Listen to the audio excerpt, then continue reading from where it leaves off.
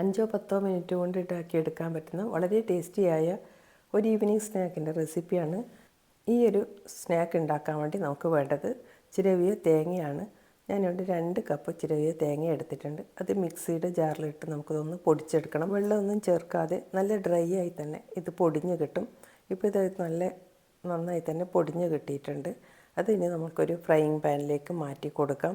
ഈ ഫ്രൈയിങ് പാനിലിട്ട് നമുക്ക് നന്നായി ഒന്ന് വറുത്തെടുക്കണം. ഇത് ഹൈ ഫ്ലെയിമിലിട്ടിട്ടല്ല, മീഡിയം ഫ്ലെയിമിലിട്ട് വേണം നമ്മളിത് വറുത്തെടുക്കാൻ. ഒരു 3-4 മിനിറ്റ് വറുക്കുമ്പോൾ തന്നെ ഇത് ഫ്രൈ ആയി കിട്ടുന്നതാണ് കേട്ടോ.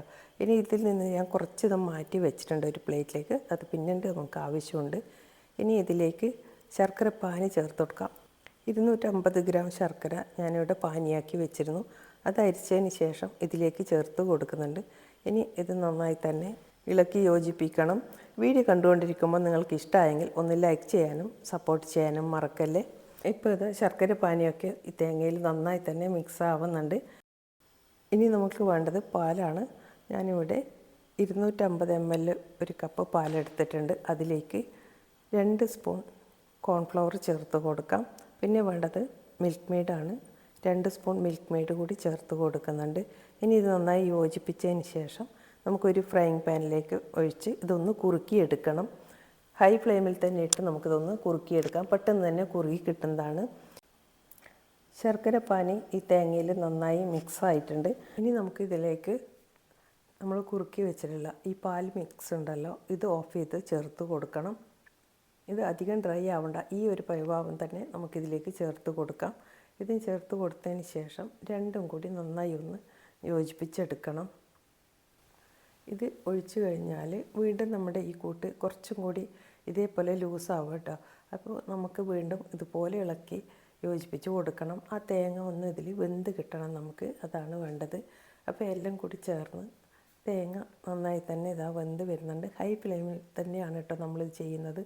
ഇനി ഇതിലേക്ക് കുറച്ച് വാനില എസൻസാണ് ഒഴിച്ച് കൊടുത്തിട്ടുള്ളത്. 2-3 ഡ്രോപ്സ് വാനില എസൻസ് ഒഴിച്ച് കൊടുത്തിട്ടുണ്ട്.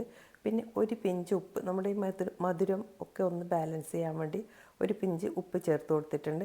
വാനില എസൻസിന് പകരം നിങ്ങൾക്ക് വേണമെങ്കിൽ ഏലക്കാപ്പൊടി കൂടി ചേർത്ത് കൊടുക്കാം. ഇപ്പോൾ ഞാൻ ഫ്ലെയിം ഓഫ് ചെയ്ത് ഇതൊരു പ്ലേറ്റിലേക്ക് മാറ്റുന്നുണ്ട്. ഇതുവരെ നമ്മളിതിന് ഓയിലോ നെയ്യോ ഒന്നും ചേർത്ത് കൊടുത്തിട്ടില്ല. ഈ സമയത്ത് നമുക്കിതിലേക്ക് 1 ടീസ്പൂൺ നെയ്യ് ചേർത്ത് കൊടുക്കാം. നെയ്യ് ചേർത്ത് കൊടുത്തതിന് ശേഷം ഇത് നന്നായി ഇതുപോലെ ഒന്ന് മിക്സ് ചെയ്ത് വെക്കണം. അതിന് ശേഷം 1 മിനിറ്റ് കഴിയുമ്പം വീണ്ടും നന്നായി ഇതുപോലെ എല്ലാം കൂടി കുഴച്ച് യോജിപ്പിച്ച് നമുക്ക് ഉരുളകളാക്കി എടുക്കണം. ഈ ഉരുള ആക്കുമ്പോൾ നമുക്ക് ഒരേ ഷേപ്പിൽ കിട്ടാൻ വേണ്ടി ഇതുപോലെ ഉള്ള ഒരു പാത്രത്തിലേക്ക് ഇട്ടതിന് ശേഷം നന്നായി അമർത്തി നമുക്കതെടുത്ത് കഴിഞ്ഞാൽ എല്ലാം ഒരേ ഷേപ്പിൽ തന്നെ നമുക്ക് ഉരുട്ടിയെടുക്കാൻ പറ്റും. അല്ലെങ്കിൽ നമ്മുടെ ബോൾ ഓരോന്നും ഓരോ ഷേപ്പിലാവും കേട്ടോ. അപ്പോൾ ആ ഒരു ഭംഗി ഉണ്ടാവില്ല. അതിന് വേണ്ടിയാണ്. ഇപ്പോൾ ഈ സമയത്ത് നമ്മൾ നേരത്തെ മാറ്റി വെച്ചിരുന്നില്ലേ, ആ തേങ്ങ ഫ്രൈ ചെയ്ത സമയത്ത് അതിൽ നിന്ന് കുറച്ച് മാറ്റി വെച്ചിരുന്നല്ലോ, അതിൽ വെച്ചിട്ട് ഈ ബോൾസൊക്കെ നമുക്കിത് ഉരുട്ടിയെടുക്കണം. ഈ ഒരു സ്നാക്സ് നമ്മൾക്ക് 3 ദിവസം പുറത്ത് വെച്ചും 2 ആഴ്ച വരെ ഫ്രിഡ്ജിൽ വെച്ചും ഉപയോഗിക്കാം. ഇത്രയുള്ള ഇന്നത്തെ video. Thank you for watching.